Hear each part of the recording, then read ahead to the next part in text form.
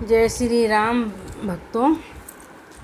आज मैं आपको कथा सुना रही हूँ श्री दुर्वासा ऋषि दुर्वासा और कल्प वृक्ष की कथा। एक समय जब श्री रामचंद्र जी का दर्शन करने के लिए अपने 60,000 शिष्यों सहित दुर्वासा ऋषि अयोध्या को जा रहे थे, तब मार्ग में जाते हुए दुर्वासा ने सोचा कि मनुष्य का रूप धन करके यह तो विष्णु जी ही संसार में अवतरित हुए हैं, यह तो मैं जानता हूँ, किंतु सारी जनों को आज मैं उनका पौरुष दिखलाऊंगा। अपने मन में ऐसा विचारते हुए वे अयोध्या आए और नगरी में प्रवेश कर सबको साथ लिया। भगवान के भवन के 8 चौकों को लांघकर पहले सीता जी के भवन में पहुँचे। तब शिष्यों सहित दुर्वासा को सीता जी के द्वार पर उपस्थित देख पहरेदारों ने शीघ्रता से दौड़कर श्री रामचंद्र जी को इसकी सूचना दी। यह सुनते ही भगवान राम मुनि दुर्वासा के पास आ पहुँचे और प्रणाम कर सबको बड़े आदर के सहित भगवान भवन के भीतर लेवा गए। तब बैठने के लिए सुंदर आसन दिया। तब आसन पर बैठते ही दुर्वासा ने मधुर वचनों में श्री रामचंद्र जी से कहा कि आज 1000 वर्ष का मेरा उपवास व्रत पूरा हुआ है, इस कारण मेरे शिष्यों सहित मुझे भोजन कराइए और इसके लिए आपको केवल 1 मुहूर्त का समय देता हूँ। साथ ही यह ज्ञात रहे कि मेरा यह भोजन जल, धेनु, अग्नि की सहायता से प्रस्तुत न किया जाए। केवल 1 मुहूर्त में ही मेरी इच्छा अनुसार भोजन जिससे विविध प्रकार के पकवान प्रस्तुत हों मुझे प्राप्त हों। इसके अतिरिक्त यदि तुम अपने गृहस्थ धर्म की रक्षा चाहते हो तो शिव पूजन निमित्त मुझे ऐसे पुष्प मंगवा दो कि जिससे पुष्प यहाँ अब तक किसी ने देखे ना हो।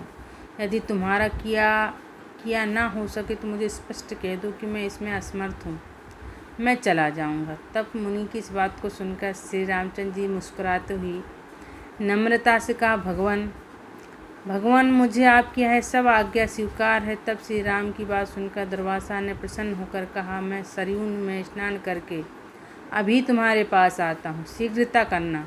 हमारे लिए सब सामग्रियों को प्रस्तुत करने के लिए अपने भाइयों तथा सीता को शीघ्रता के लिए कह देना। रामचंद्र जी ने कहा, अच्छा आप जाइए, स्नान कर आए। दुर्वासा जी स्नान करने चले गए। राम चिंतित हो गए। लक्ष्मण आदि भ्राता जानकी सबके व्याकुल हो रहे हैं। राम की ओर विस्मय दृष्टि से देखने लगे कि मुनि तो इस प्रकार की सब अद्भुत वस्तुएं मांगी हैं, इसके लिए देखें कि अब भगवान क्या करते हैं, क्योंकि बिना अग्नि, जल और बिना गौ के उनके लिए किस प्रकार से भोजन प्रस्तुत करते हैं। तब रामचंद्र जी ने लक्ष्मण जी से एक पत्र लिखवाया, फिर उस पत्र को अपने बाण में बांधकर धनुष पर चढ़ाया और छोड़ दिया। यह बाण वायु वेग से उड़कर अमरावती में इंद्र की सुधर्मा नामक सभा में जाकर उनके सामने गिर पड़ा। उस बाण को देखकर इंद्र व्याकुल हो गए कि किसका बाण है। फिर उठाकर जो देखा तो उस पर राम नाम अंकित था। फिर उसमें बंधे पत्र को खोलकर पढ़ा। पत्र खुलते ही बाण फिर वहाँ से उड़कर राम के तरकस में आ घुसा। उधर इंद्र ने उस पत्र को सभा में बैठे हुए सब देवताओं को सुनाया। उसमें लिखा था, इंद्र स्वर्ग में सुखी रहो, मैं सर्वदा तुम्हारा स्मरण करता हूँ, परंतु तुम्हें एक आज्ञा देता हूँ। आज 1000 वर्ष के भूखे हुए दुर्वासा मुनि 60,000 मुनि अपने 60,000 शिष्यों के साथ मेरे यहाँ आए हैं। वे ऐसा भोजन चाहते हैं जो गौ, जल अथवा अग्नि के द्वारा सिद्ध ना किया हो। इसके साथ ही उन्हें शिव पूजन के लिए ऐसे पुष्प मांगे हैं जिन्हें कि अब तक मनुष्य ने न देखा हो। मैंने उनकी यह मांग स्वीकार कर ली है। वे सरयू में स्नान करने गए हैं, इसलिए तुम शीघ्र ही कल्प वृक्ष और पारिजात जो क्षीर सागर से निकला है क्षण मात्र में मेरे पास भेज दो। इसके लिए रावण ने संहारक मेरे बाण की प्रतीक्षा मत करना। यह पत्र देवताओं को सुनाकर इंद्र देवता तत्क्षण उठ पड़े और कल्प वृक्ष पारिजात को साथ ले देवताओं सहित विमान बैठकर अयोध्या में आ पहुँचे। लक्ष्मण जी इंद्र का स्वागत किया। इंद्र ने राम के पास पहुँचे, पारिजात और कल्प वृक्ष को राम को अर्पण किया।